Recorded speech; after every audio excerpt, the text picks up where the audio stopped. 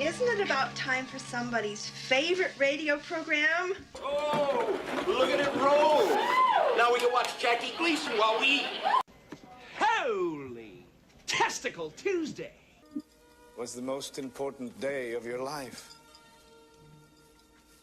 But for me, it was Tuesday. It was Tuesday. Witches, ghosts, talking dogs. Ron? Where? Scooby-Doo comes face to face with a witch's ghost in a totally cool brand new video. Scooby-Doo and the Witch's Ghost. You can bring home the mystery this Tuesday, only on video. Boy, do I have a surprise for you.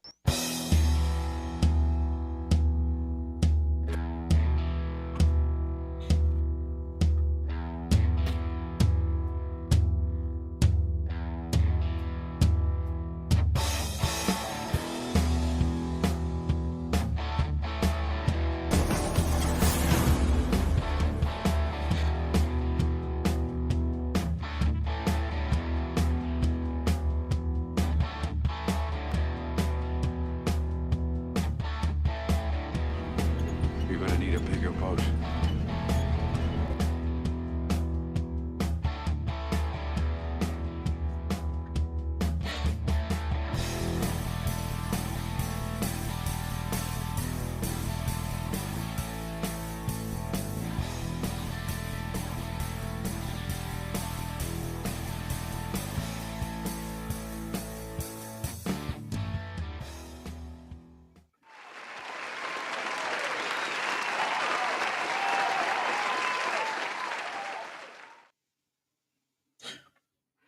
Well, gang, looks like we got another mystery on our hands because, greetings, fellow travelers out there. It is time for Talk Hard. I am Ironcaster here, filling in for the role of the Freddy of this gang as we get down to the bottom of another mystery. With me, as always, and ever so commonly, is Mr. Stone Loki, who is the man with the buttons. How we doing, sir? Does that mean? Wait a minute. Okay, so my Shaggy or Scooby? Usually, when you see the groups doing the Halloween costumes, the black friend is Scooby. So I'm Shaggy. You definitely seem more like a Shaggy, Loki. It's time for some primo stuff, Scooby. Well, see, I had you pictured more for the Velma type. I mean, Nope. you are doing all the gadgets, Nope. doing all the tech, Nope. you're pushing the Nope. buttons. No. If there's any job that's what? the Velma job, Nope. it's going to be that one. I don't think so. Okay, fine. We will agree to disagree on this. But I'll like totally be the stoner guy, man. I can do that. But, one thing we can both agree on is the fact that we have a fantastic guest with us today for a little Scooby-Doo mayhem with Mr. Abomination AJ. How do you do, sir? I'm good. I'm chilling. I'm always down to talk some animation, some cartoons, and I'm not going to say one of the few good Scooby-Doo movies. There's a few. All right, whatever. One of the few. But yeah, anyway. And the thing is, this is part of like sort of that the end of that late 90s Scooby-Doo renaissance that came about, especially when we got the previous film Scooby-Doo and Zombie Island, which just was a colossal success. It became, for a lot of people, myself included, it became just one of those Halloween staples, and from that we then got so many numerous spin-offs that continued that. And this is, of course, the first of those. But before we do get into that, let's take a moment here to say hello to some of these fine people in chat who grace us with their time. I don't think I can push any buttons here, but I do see we have a few people out there, such as Mr. Stortopupus Cuber, who is greeting us all. Hello, humans. How's it going to the finest polar bear in all of Florida? And Mr. Slasher Fred. Looks like we got another mystery, guys. I will get this out right one of these times. Jinkies! Like zoink, Scoob! Loki, you trying, man. Zoinks! So, yes, I guess we should probably start off the bat here. This is the 1999, direct-to-DVD Scooby-Doo and the Witch's Ghost. which, as I had stated, is a follow up to the 2007 2008 Scooby-Doo on Zombie Island, which was which had this whole idea they had pushed with what if the monsters were real, which isn't the first time they've exactly played with that idea, but it is for all intents in the modern age. Scooby-Doo and the Boo Brothers. They did it. Exactly. Scooby-Doo and the Reluctant Werewolf, where Shaggy got turned into a werewolf, and Scooby-Doo and was it the one where Shaggy had to like wind up being a teacher at a school for monsters. So there's there are a number of them over the years we could look at. Is that Ghoul School? Yes. The Reluctant Werewolf one was weird.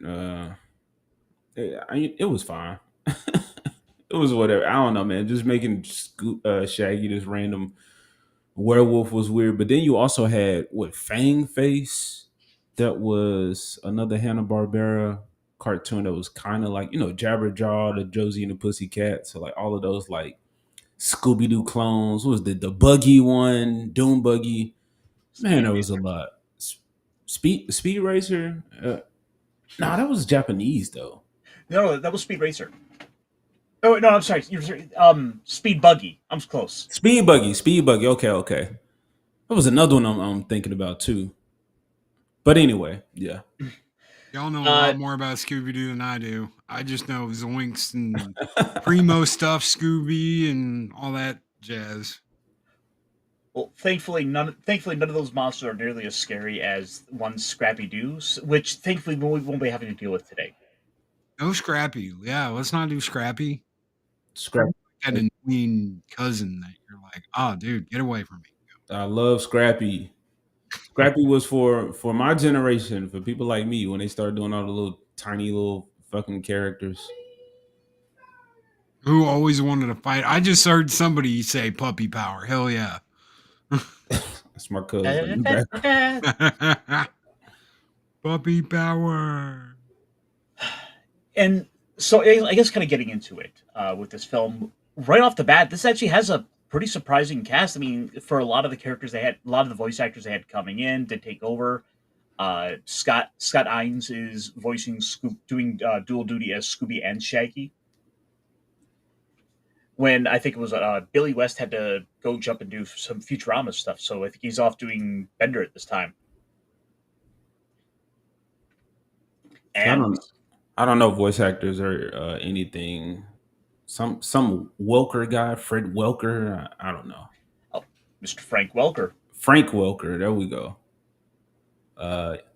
Yeah, I never too much cared about the people behind the voices, unless there was some prolific guy like Jim Cummings or Mel Blanc, something like that.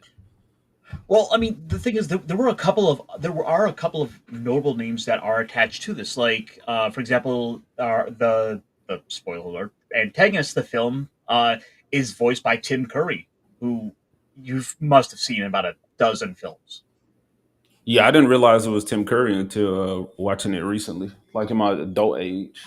As a kid, I don't know, like I think he did I'm speaking for myself, but I think he did a good job of not being so on the nose with his voice until like you could hear certain, I don't know, inflections or just how he pronounced like certain things. I was like, that sounds like that could be that guy, Tim Curry. Yeah. They all float down here, Scooby. Yeah. It's his laugh is the big giveaway that yeah. You just sound like Peter Griffin. I know what he sounds like, but I get it. It doesn't have Freddie Prinze Jr. in it. Yeah. There's always positives. I like that guy. I think he was a pretty great Fred. Of course, what is a Scooby-Doo movie without the themes? What is Scooby-Doo without that theme song? And in this case, we had another notable name with Billy Ray Cyrus doing the theme song this time around. I hadn't seen this movie in like probably 15 years, so I forgot we got this kind of rockabilly-esque Scooby-Doo theme. It's fundamentally the core of it. It's what you think of, and I'm like, this sounds pretty good. I'm like, why do I know this voice? I'm like, oh, that's Mr. Achy Breaky Heart. That's the father of Miley Cyrus. So he's Oh, really? yeah, that's what he's probably best known for now, or I guess 10 years ago, but still. So fundamentally, fundamentally the premise with this film is Scooby-Doo is going to Salem, or Salem with the serial numbers filed off to deal with a witch. I guess we could probably start. I take it you guys have both seen this movie before, or was it a new experience? I saw it before. Say that again. My bad. I was letting the dogs out. No, you're good. I was asking if you've seen this movie before. Me, Witch's Ghost. Mhm. Oh yeah. So I guess we should ask, kind of probably going in, like, how fondly did you guys remember this movie? Because for me, like, I remember elements of it, and I guess I should say the one thing I remember for it myself is the Hex Girls. Man, so I remember mostly elements of it. Like I don't want to spoil anything, but I was I don't know. I guess Scooby Doo can also be like real predictable as well. But yeah, definitely the Hex Girls. I remember the first witch was not the real witch. The real one was gonna come. It was another one of those where it was real. Uh, but I was doing my best not to compare it to Zombie Island, and it was just hard. And that's ultimately kind of one of the big faults with it, I feel, is that it was made to be a follow up to what was a overall successful film, and they wanted to kind of follow up on the formula. But the problem is, it's like you kind of peaked with the Zombie Island thing. Yeah. And I was trying to like figure out, okay, well, what does this movie not have that Zombie Island did? And I don't know, man. I'm still like kind of confused. I guess the music. So when you're talking about Billy Ray Cyrus, the intro, the Scooby Doo song, it really didn't do it for me. What was the Zombie Island intro? They didn't do "Where Are You"? It was something else. Yeah, there was a new take on it they had done. Yeah, or if it was like real different. But so that music, and then also from Zombie Island again. I was trying not to compare it, man, but it was so hard. But it had the Terror Time again. So I was like, okay, well, Witch's Ghost didn't have a hit song for the real monster happening. Um, what else? I think they were. It was too much of it. It was more gags in this one because when the witch does come again, I'm sorry, like to jump ahead, but like this is a real witch with real power, yet she's just fucking animating trees and pumpkins and giant turkey and just dumb stuff. Whereas, yeah, with Zombie Island, it was just like all monsters, zombies, and then the twist on the zombies. So it was like that movie just added to the realness and the that was unpredictable. But I was saying, like, yeah, with this one, it was pretty predictable. You go for it, Ironcast.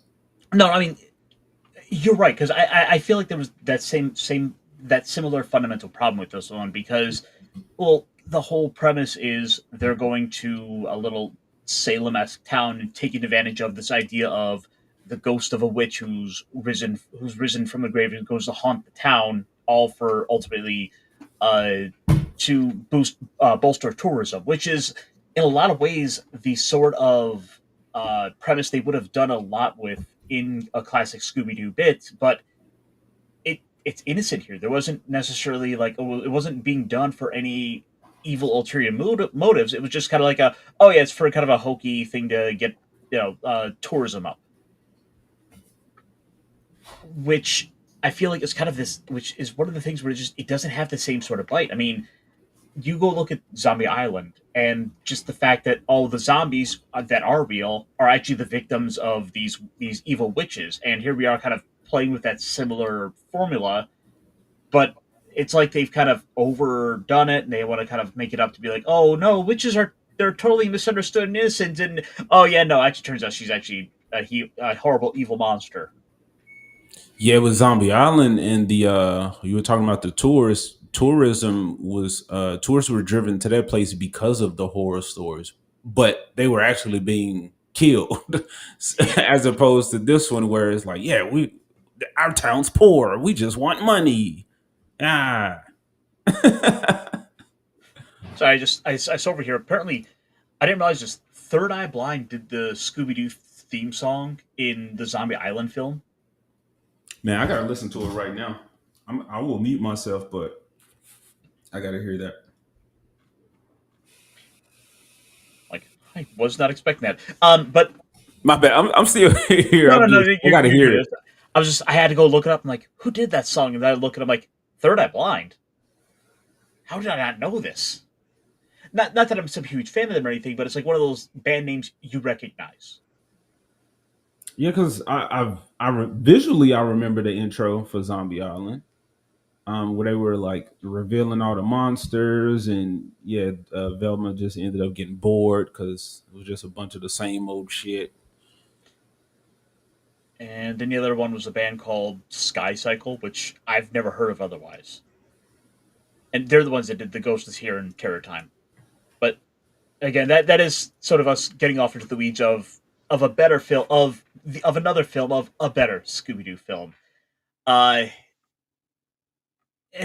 the thing is, like, kind of going back to this one, there's a lot of familiar elements. It does feel good off the bat. Like, we're jumping right into it with, we're in a museum with them going after some spooky thing going on. It's the gang in their elements. And thankfully, we're not dealing with that. Like, we're bored of doing this anymore. It's just back to like we've got the mojo back. We're going to go back to doing what we do. And it kind of happens that it sort of stumbles into this plot involving this guy by the name of Ben Ravencroft, who is voiced by Tim Curry, who is wanting to get the assistance of the gang to ultimately help him go and look for this this book supposedly related to his ancestor.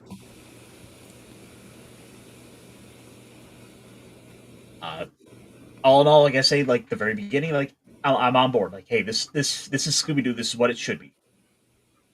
Yeah, because as I'm watching it, I was like, I think there's going to be some type of twist, but I don't know, man. Yeah, the beginning, the buckle, like that, I forgot all about that when Shaggy said it was a belt buckle. I was like, oh, okay, maybe we'll find the other shoe and find a corpse and find a body or something. But no, that didn't really happen. No, it was a really weak way to kind of tie it in. Like, this thing we accidentally found wound up being super important. Like, we could have probably done this better. Yeah, and man, anytime I try to review a movie or like some sequel, it's so hard not to compare it to what came before. But I mean, because and this is why I was saying, like, this is one of the good Scooby-Doo movies, which I haven't seen all of them. They probably got as many as like Land Before Time, like 20, 25 or something. I don't know. But there are too many. Yeah, but I know this one, Witches, Ghosts, and Cyber Chase was that like little trilogy, like little era of real monsters that honestly, I mean, it did work.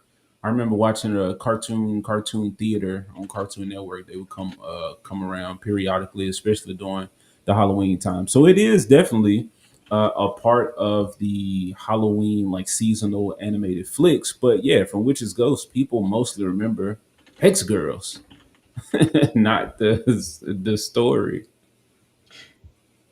And the thing is, like, there are worse things you could have be made memorable, and they're really one of the big draws of this movie. It's like the song's kind of rocking, you're kind of like, you can bob it along, and then I totally forgot about it up until this point. Just like how they were building them up to be these like eco Wiccans. And like, I remember them being the kind of hot goth girls. Mind you, I was like 9 or 10 at the time, so it was like, it's like, they're pretty attractive, animated characters, and it's like, I remember this, and I totally forgot about the eco messaging they attached to the characters. Like, they got the designs down pat at least.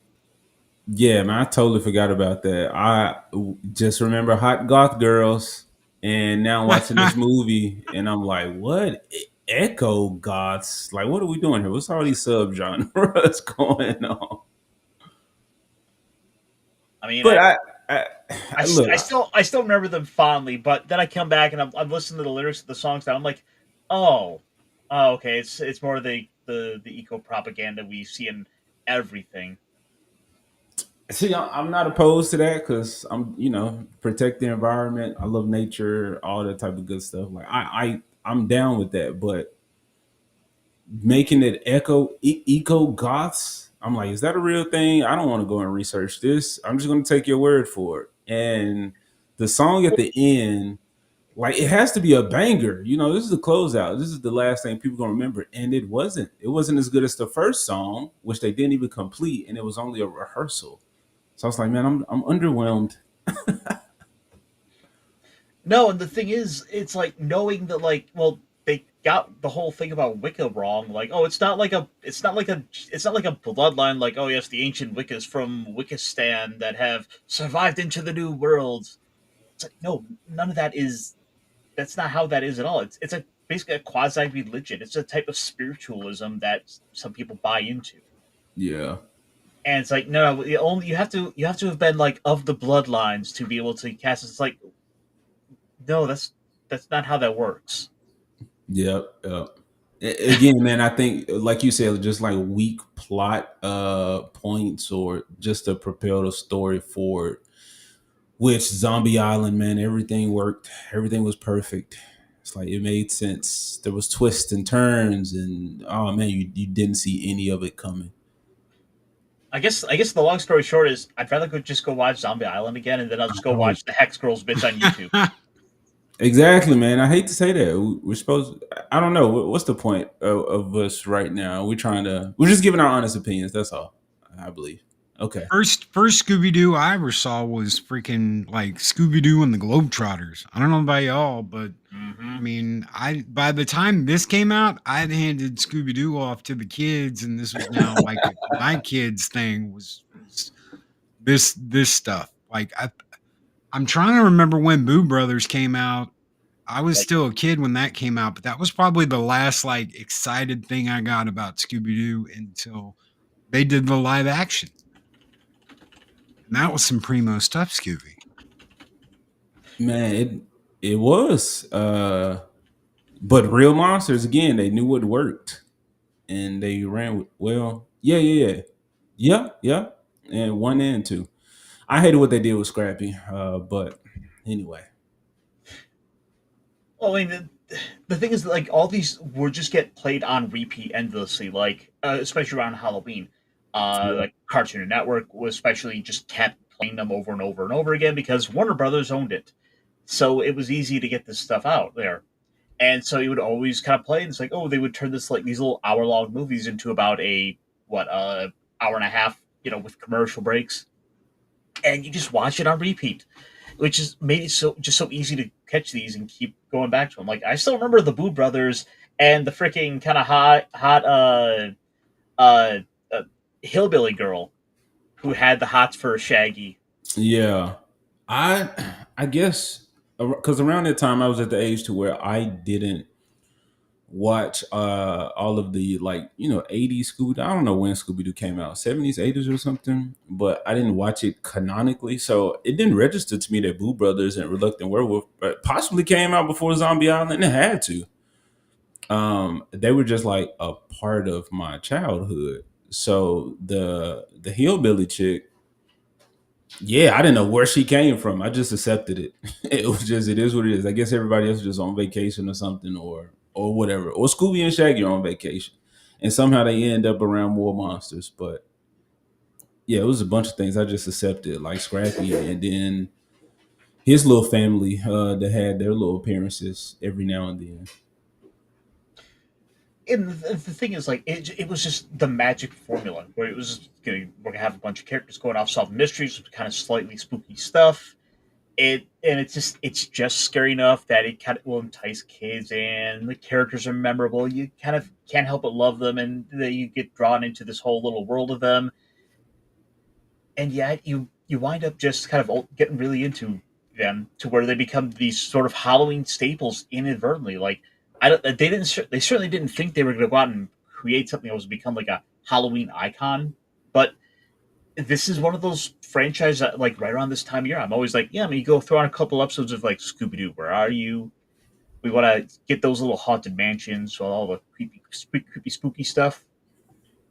Yeah, and Loki was talking about the what did you say? It was some connection that I made. I don't know. I lost it now. Well, let's I see. don't know. Boo Brothers, Loki, what else That did you was say? 87. Zombie Island. Yeah. So those movies came out before Zombie Island. Oh, the Globetrotters. Yeah. Okay, the Globetrotter. So I think it was what the Scooby-Doo movies. I think that's what it was called. Where every episode they like met some different famous person. So that's how I got introduced to Yes. John Knotts. Yep. Sandy Duncan. I think they might have done the Adam West one. I don't know, but the Adams Family. I met the Adams Family. Yeah, man, I just grew up with all of those like Hanna-Barbera like cartoons, and they had the crossovers and the whole little universe. I've talked about it on Pops with Pops before about how Hanna-Barbera and the like Looney Tunes were Tom and Jerry. Like those were some old cartoons that were just a part of my childhood, man. And I don't know, juggernauts in the animation game.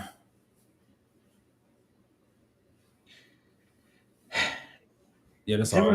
There are just so many of these that became so iconic. Like Yeah, the 13, like one of the ones I always remember is like the 13 Ghosts of Scooby-Doo, which had Vincent Price showing up to be this like basically Doctor Strange-esque character. Like, Scooby, you have to go out and actually capture ghosts, which was another case of them like having him deal with actual monsters. Mm-hmm. Yeah, the Globetrotters had their own cartoon too, where they had superpowers. Jeez. It was a good time, I think. It was an experimental time. Well, the thing is, like, a lot of these became so memorable and iconic, and a lot of it, in a lot of cases, it's all trying to copy just that the lightning in a bottle that was the Scooby Doo formula, and there are so many attempts to copy that. We've seen this over the years with them trying to do it, time and time again. Uh, Look at the success of Teenage Mutant Ninja Turtles. How many things came along to try to copy that? How many things have tried to come along and copy Pokemon? And the formula repeats itself. The idea of copying a formula. Man, you talking about copying the Turtles. I'm on Tubi right now. I keep glazing Tubi. Any moment I can, man. I'm watching Captain Simeon and the Space Monkeys. Of course, Street Sharks. Samurai Pizza Cats. I didn't watch Samurai Pizza Cats. Extreme Dinosaurs, though. I haven't seen that on Tubi. But yeah, the anthro animal characters. Oh, SWAT Cats, though. I wouldn't say that's a copy of the Ninja Turtles, but it's definitely in line. And it was a later show where it's like I can see the inspiration in this, but it's definitely its own thing. Oh man, let me tell you about some SWAT cats. That is one of those beloved IPs, and it just came out I think earlier this year that they're actually going to be bringing it back with comic books. By the way, Man, yes, I saw that, but there's a lot of cool comic books ideas that are coming out besides the cash grab slop, which is the Marvel DC crossover comics. I just was talking about a Gargoyles and Fantastic Four comic that's supposed to be coming out. I think I just heard of one with like Gargoyles and Darkwing Duck are doing a team up. Yep, that one too. Which I think that makes more sense because I don't know. I saw them both on like Toon Disney. The Gargoyles and Fantastic Four is different, but with them both being owned like by Disney, it was like it makes sense. It was only a matter of time. But the Darkwing Duck was like more on brand. For a while, the late Casey Kasem was known for his top radio music countdown, but back then he was the voice of Shaggy, and also you mimicked the Shaggy role for Josie and the Pussycats. Ain't that the truth, man? Casey Kasem was one of those names you could not escape. You turned on a radio at family member's house. You better believe they had on the Casey Kasem like this year in 1984. This is Casey Kasem on with Countdown. You know, they changed what Shaggy ate because Casey Kasem was a vegetarian. Did not know that.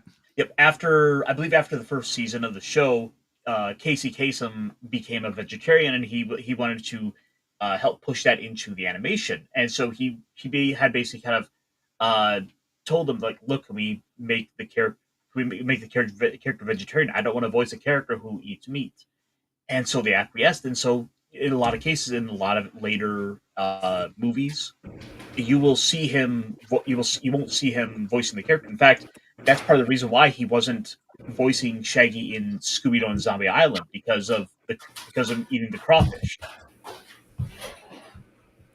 Do vegetarians count that as meat? I guess sure. I mean, it is meat.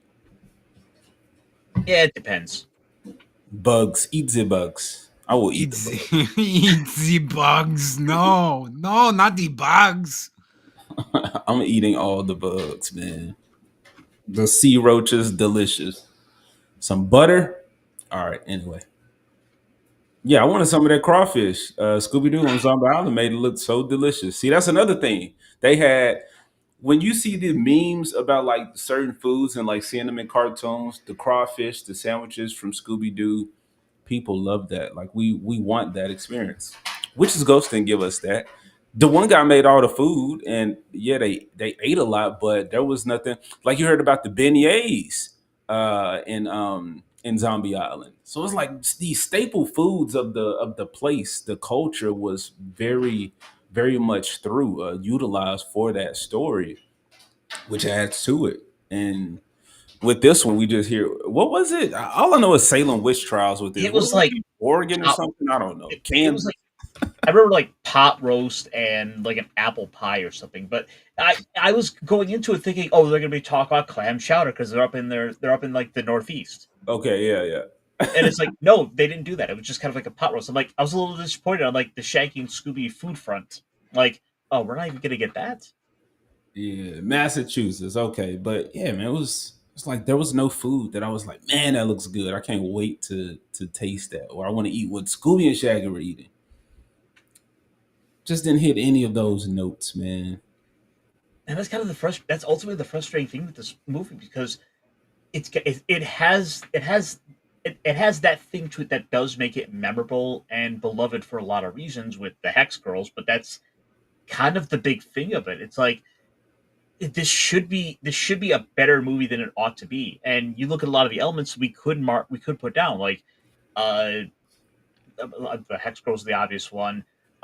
You had the voice talent. You have Tim Curry in this. Like this should be an all-star movie, and it's not as good as what they did last time. Yeah, he was under utilized in this movie. He really could have been a villain, but he played. I mean, spoiler. I think we've spat up on this movie for a good while for people to kind of know overall our feelings about it. But yeah, man, that's what I was saying with like they played up the hoax thing for like over half of the movie, or at least half of the movie, to only get to the real ghost like later on towards the end. And so I think that's why it was hard for me to even tell it was him, because he wasn't as eccentric as I know him to be in a lot of things. He just played this like bland guy. I'm just trying to find a book. I'm just trying to find a book. I was like, bro, he could have provided so much more. Like he would have been the villain. Or I was thinking, because you were talking about like what things do we remember. I was like, okay, the ghost becomes real at some point. I was like thinking in my head, in a better Witch's Ghost movie, he would have became possessed by the ghost. So then you got this ghost man thing. He's taking on her powers. He's imbued with her powers or something, man. But I wanted to hear more from him. No, and I think the bigger problem is ultimately everything that comes into with the actual mysticism, the actual magic, and the actual monster. It's all within the last like 15 minutes. There's no real legitimate build up to it.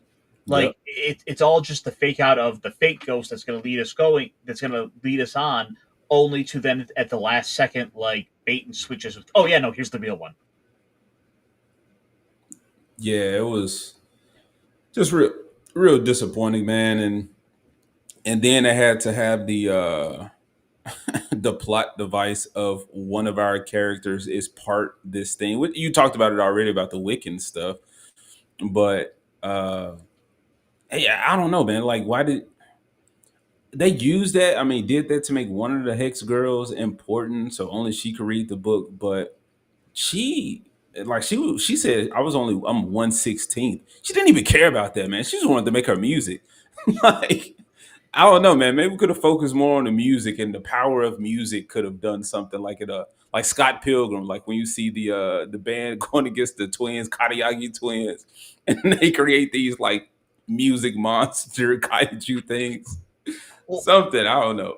I, I know the Hex Girls come back for like a later movie about like with that actual like vampire.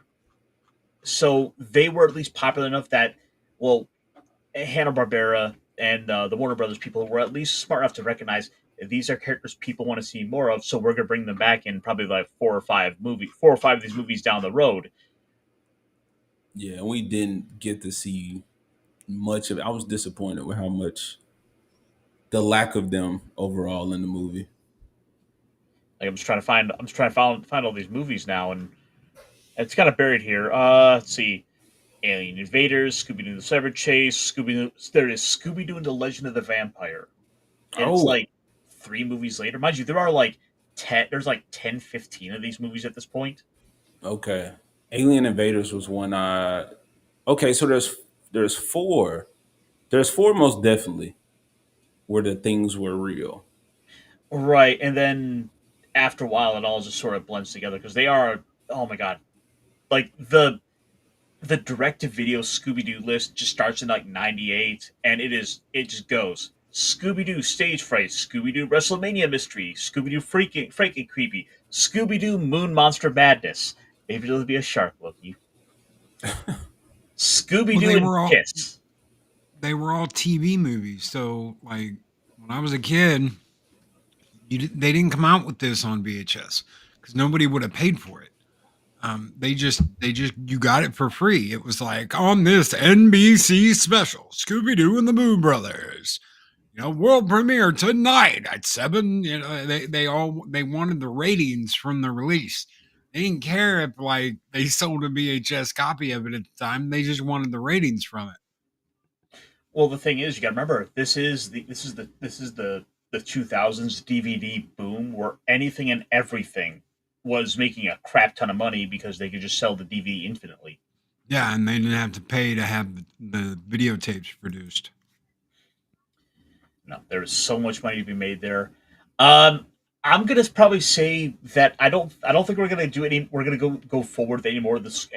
Go forward with any more of these. I think we're gonna probably cut off with the Witch's Ghost, but maybe in the subsequent years we'll go back to like the Boo Brothers. I think that sounds like the fun way to go. I mean, unless you really want to go see 5 Scooby Doo WrestleMania movies back to back. No, thank you. Nah, man, I don't even like John Cena.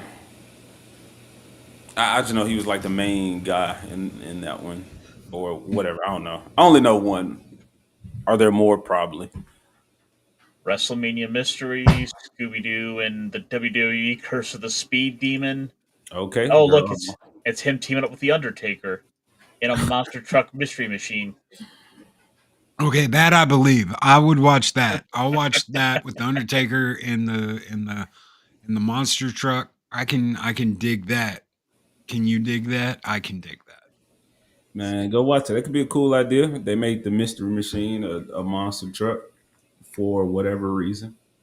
Let's see, we got Triple H, we got Goldust, Sheamus, Stardust, Dusty Rhodes. Hold on. So all these dudes have their own individual movies. Is that what you're saying? Well, no, I'm saying these are all in the same Curse of the Speed Demon. Oh, okay. That makes sense. Did they bring in Booker T? I want some Booker T. I want some spinneroonie with my Scooby Doo. Spinneroonie. If anybody does, it's gonna be Scooby. The Scuba Rooney. I can see them making that joke. The Scuba Rooney. Oh my god, let me find like a just give you a rough picture of like what to expect out of this. on. No, let's go with this.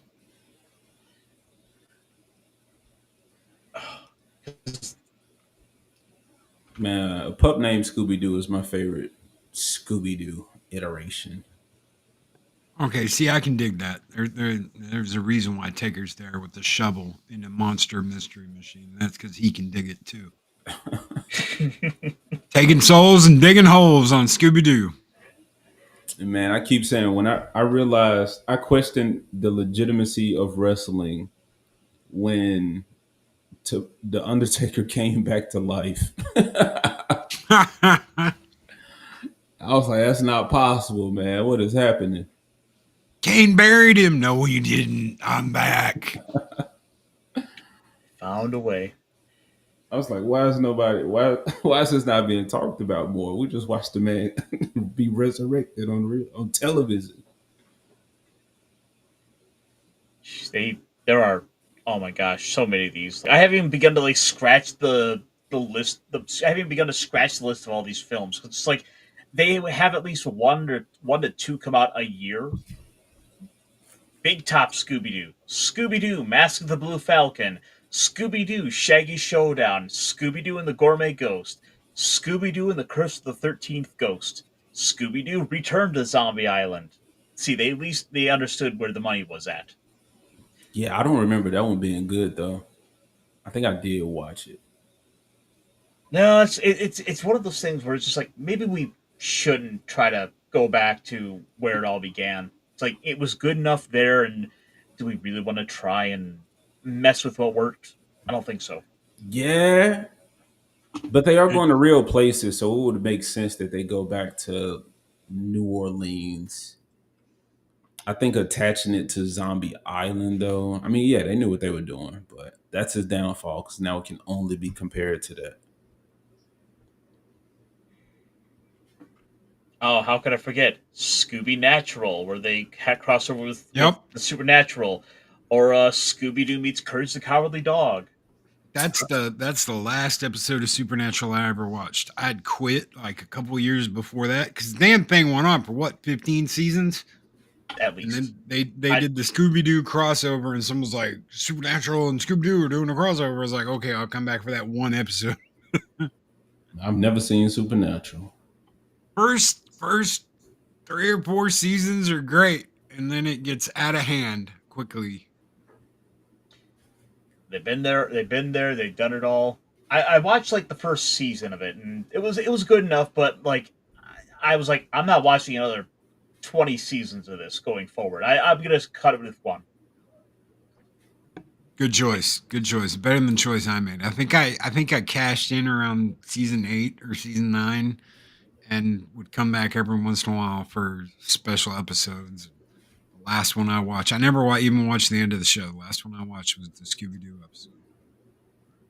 But don't worry, I heard they were supposed to be doing like a prequel in the works as well. No, thank you. I'm done with CW shows. No, we swear we got better. We got rid of the woke. Loki, come back.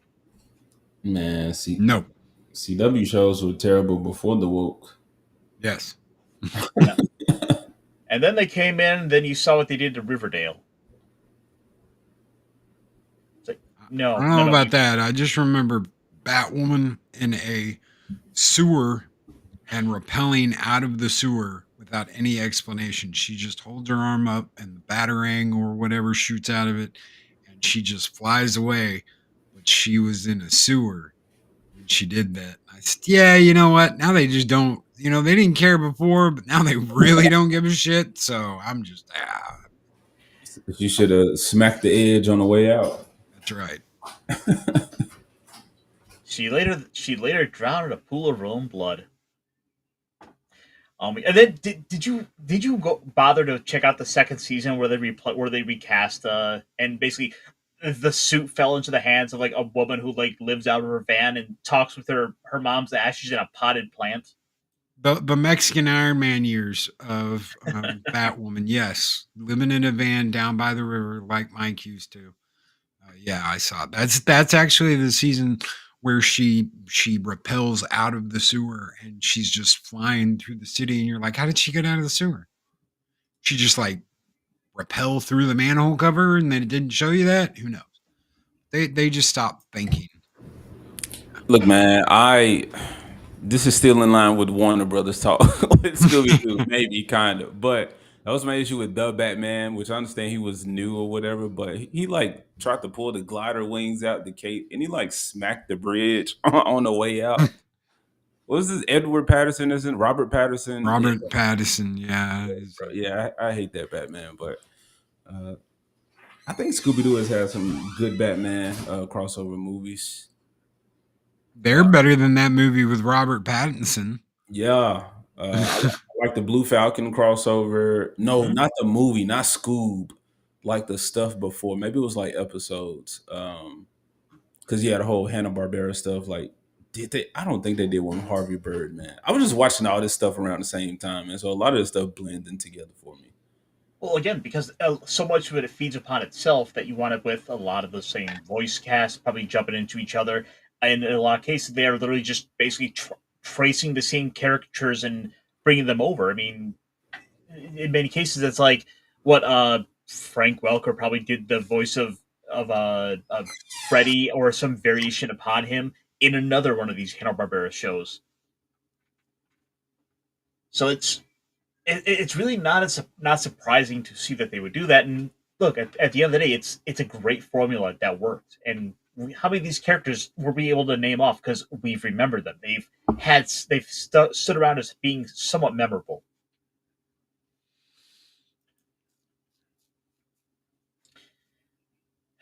I guess, long story short, we'd rather talk about anything, even Batwoman, than Scooby-Doo and the Witch's Ghost.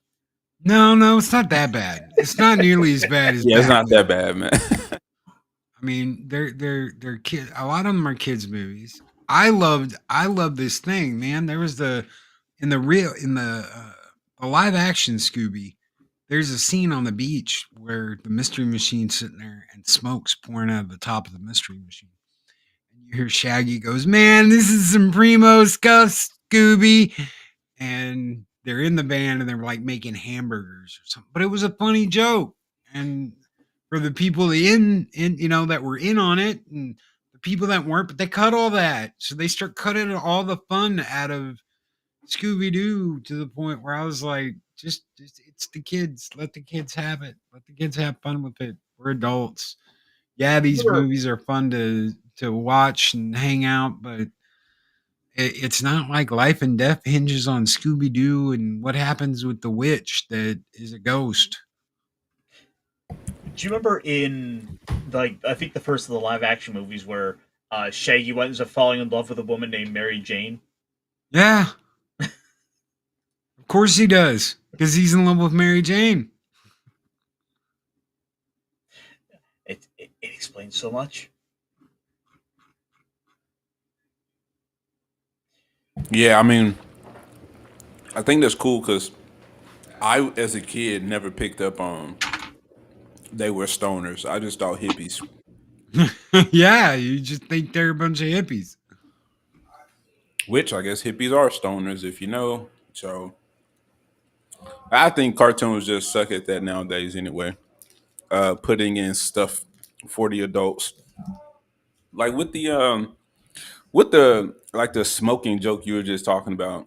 I don't even recall that. I gotta go back and watch the live action Scooby-Doos, but I know that's like a meta thing or like I don't know what it's called, not an urban legend, but like amongst the people, I would hear that Shaggy and Scooby were stoners, so he was getting his dog high.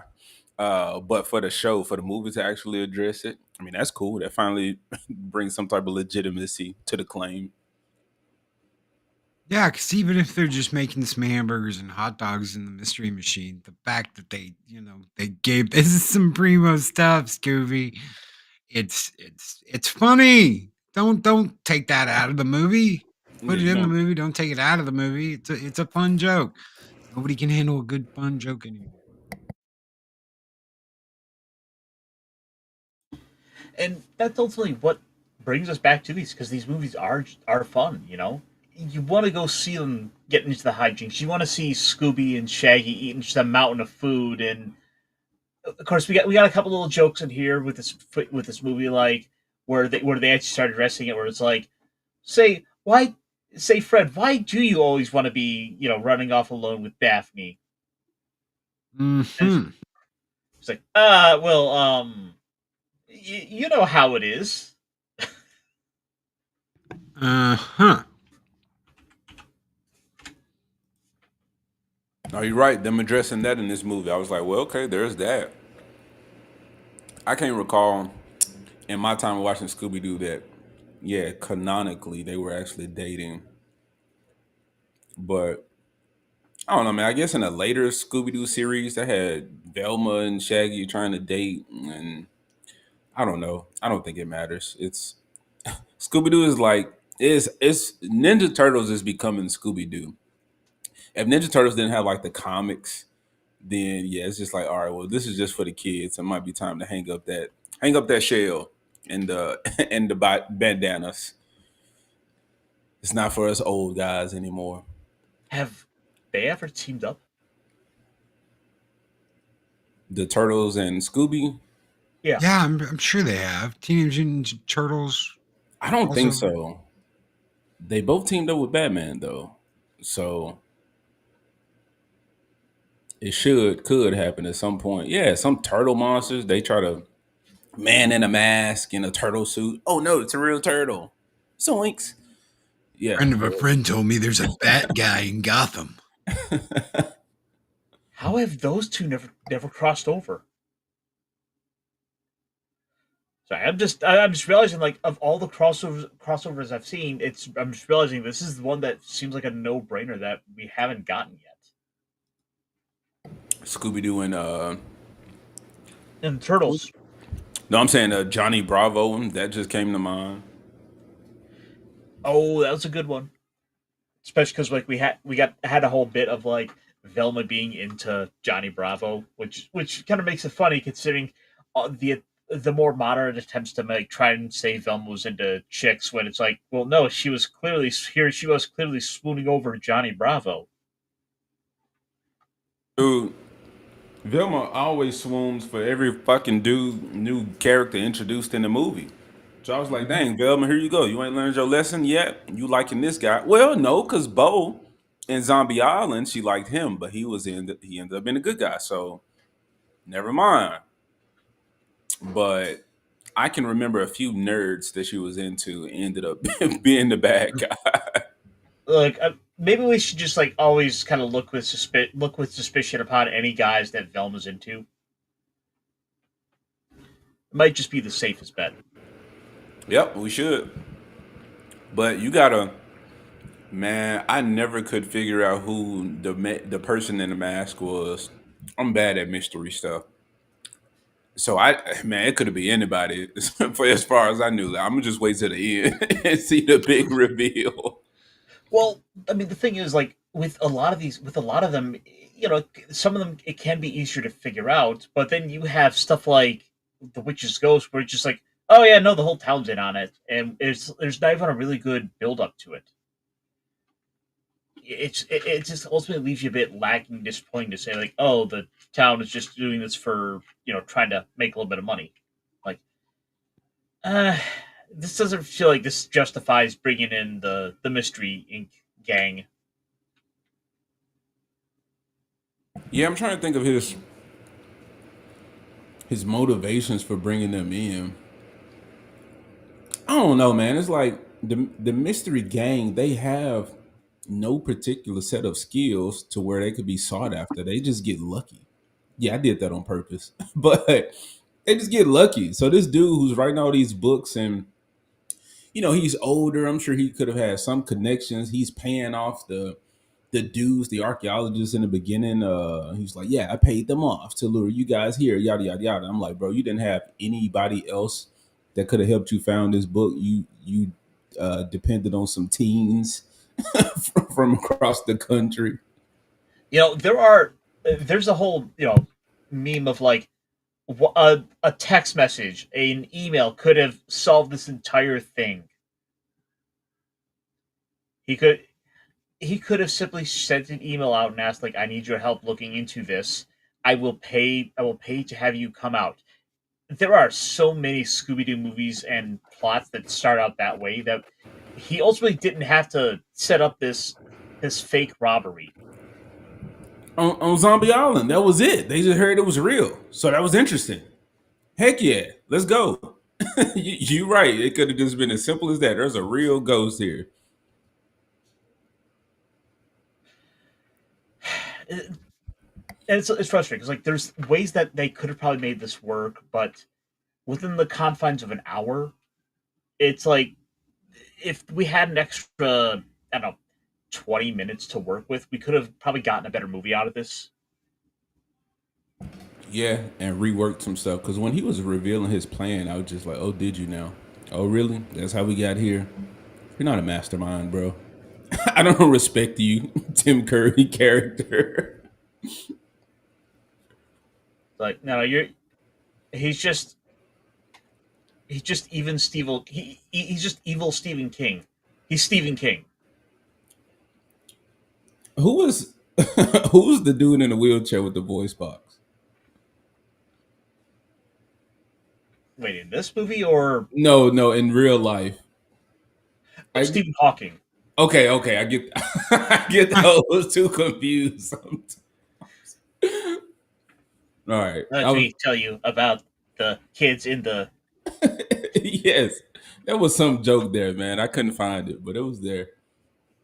Yeah, Stephen Hawking's going to give us a giant dissertation on theoretical physics and a children orgy down in the sewers in Maine.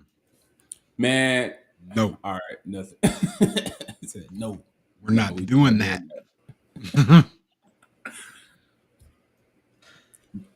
Oh, all right. So I guess I will say okay. I also think the witch sucked because, I mean, of course he was going to be betrayed by the witch, but it's like, dang girl, like this your descendant, like you use this man. Don't just blast him and get him out of the way and be done with him. He released you from the book. Like I don't know. I feel like there was more that they could have done with that. That's why I said the whole idea of like her possessing him, but like yeah, like use him. Or I mean, there's something there you could have done that with. Like you could have built up and you could have played with this idea that maybe she only sees like female descendants as as having the proper magic to them that could make use of the power. And so she burns them by saying, "No, you are not a proper witch. Be gone." Right, because he was talking about my ancestor was a witch. I guess that makes me a warlock. And I'm like, does it? What magic have you practiced up until this point? None. This dude been writing books. He's normal as shit. Yeah, that's another thing. We didn't see anything that justified that. The most you could get is, oh, he happened to write scary stories. Like, but at that point, you're having to do a whole lot of. You have to have a big stretch just to be able to justify it and try to make sense of the movie for it. When that's something they could have laid out better. No, totally. So I guess we should. I guess probably get a little bit of wrapping up. Let's get our positives and negatives of this movie out of the way. And I think for the sake of being it more interesting, we have to take the Hex Girls off the table with this film because they are just the elephant in the room of like the most positive element of this film. Cool. So, as for myself, I'm gonna say, I think the initial scene, the initial setup premise was a good start to the film, and like I said earlier, I do like the Billy Ray Cyrus version of the main Scooby-Doo theme. That was something that I did like, and among other things, probably my least favorite part of this is gonna be just the out of left field, like, yeah, no magic is real that we got. Loki? I mean, it's Scooby-Doo, man. You know, I mean, even the bad Scooby-Doos are Scooby-Doo. So you just either you chill back and be like, this is Scooby-Doo, or You don't. And you're like, why the hell am I watching this? I'm a 45-year-old adult watching Scooby Doo. How critical of it can I be without being critical of myself? I'm just I know. saying. Well, I enjoyed it. It's Scooby. It's got jokes in it. It makes the kids happy. So yeah. well, Loki, we could be calling it Velma. No, we won't watch that. We're not watching that. I'm not watching that. Y'all can watch that, but I ain't watching that. I couldn't. I'm not doing that. Never. Uh-uh. I've been pushing that out of my brain. It wasn't a thing until Ironcaster just said it again. That's right. No, And but you know, see, I that's don't the know thing. what's up I with love Belma, doing but this. I always saw Belma with, Shaggy. Daphne was always a Fred chick, and so who knows? Who knows? Some guys get the geeky girls. Some geeky girls want to be weird and do weird shit. So that's the Velma series right there. AJ, what about you? What's your one big positive and your negative that you're taking out of this film? Positive, the animation. Animation still is on point, but the negative, it still looked like the animation from Zombie Island, but none of the story, none of the magic. I suppose the big issue is that it's just the popularity and success of Zombie Island just hangs over this thing and becomes the mirror to which this movie is going to be compared because it's held up that much better with time. Yeah. Uh Man, it didn't even try anything different. So like with Cyber Chase, the monster was real, but it was still like virtual reality. Like they were stuck in the video game. So it was real within context. Like that was different. That was cool. What was it? The alien invaders, they were aliens, it was still real and nuance. There wasn't just aliens bad because you had the chick that Scooby was into, and I mean Shaggy, and then you had the lab that Scooby was into. So this one was trying to do more of the same, and yeah, it failed. But the other ones, I give them grace. I would have to go back and watch them again. I haven't watched them in the past 10 years, maybe. But Well, I suppose at the end of the day, that is one big positive is that once you kind of open this door, you go back to these movies. It does ultimately make you want to go watch some more. And I think if nothing else, then that is the mark of a success with a film like this: is that it makes you want to continue to engage with with the brand. you said success of a film. You just mean the success of a franchise, a brand, Well, because we don't want to go back and watch because the movies were good or potentially. I think we want to go back because they're Scooby Doo. that's Agreed. my thing though. It's because it's that they are Scooby Doo and they are good enough that it is just good enough that it makes you want to keep watching.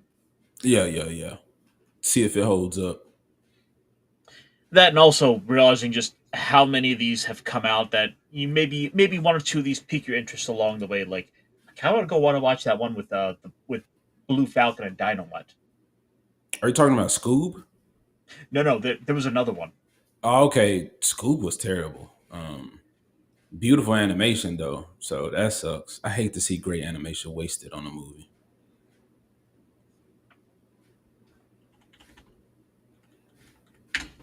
I think And I'll go back and watch the Scooby Doo movies and find that Don Knotts episode. All these old actors. Those well, are fun, man. I think they do one with the Beatles. I think they do one with Mama Cass, and there's like I think a Jimi Hendrix one, and there's a whole bunch of stuff they did in the '60s that was rocking, man. Yeah. See, I want to see it just because of that, because of this like crossover with real people.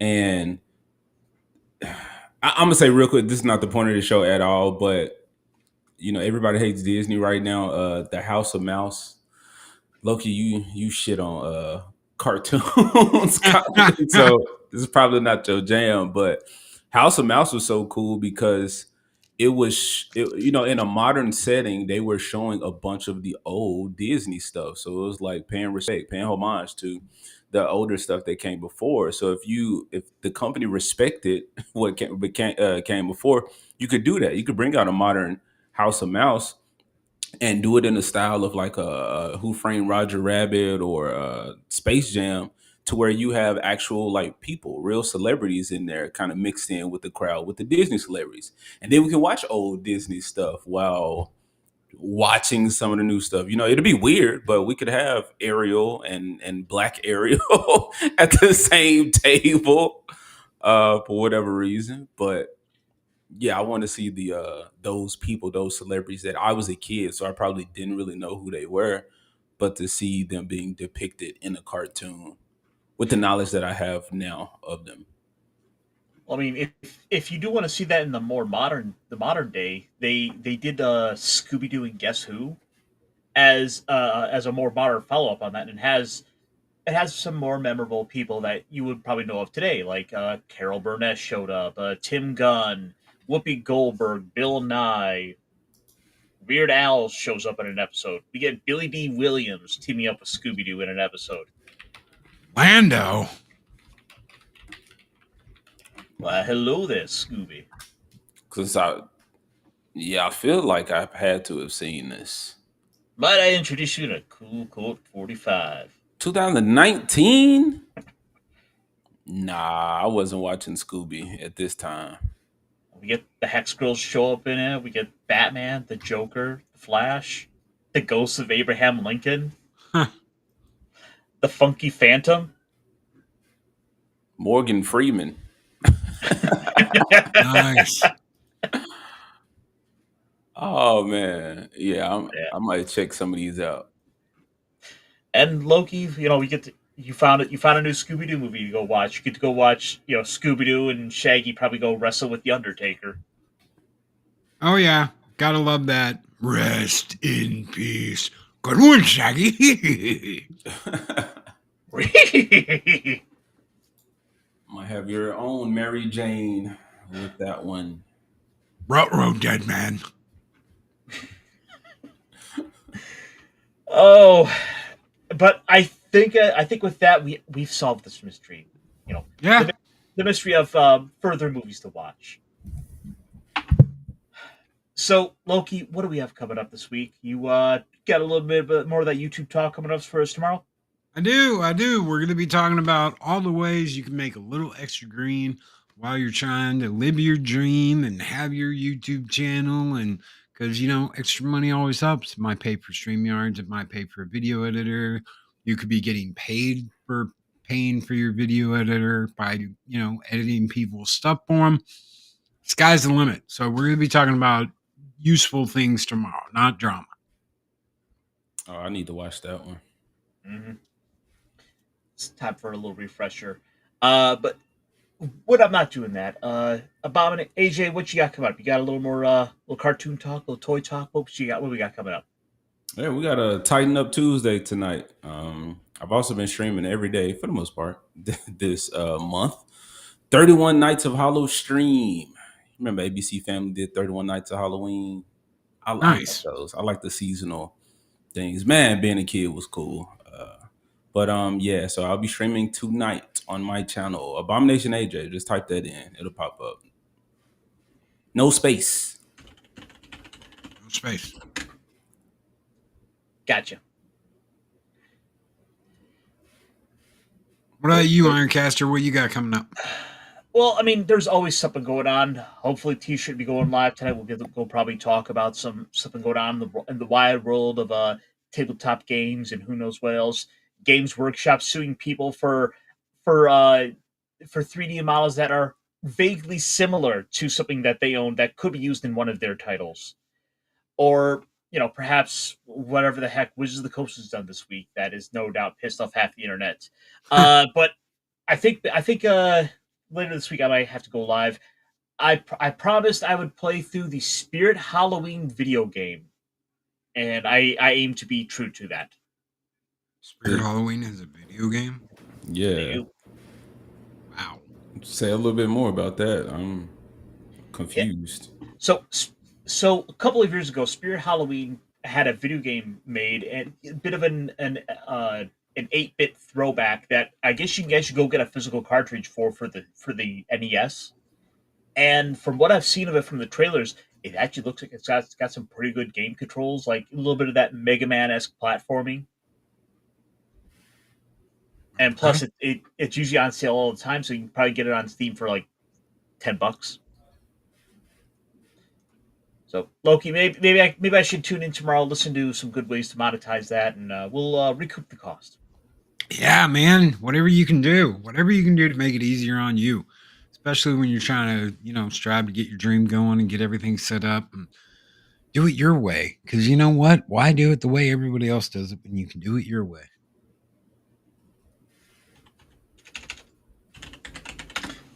I gotta look this thing up now. Spirit Halloween. Haunted Halloween 86 is what it's called, and it is currently $10. But that is coming up in the next few days. I think next week we are going back to a bit of a classic.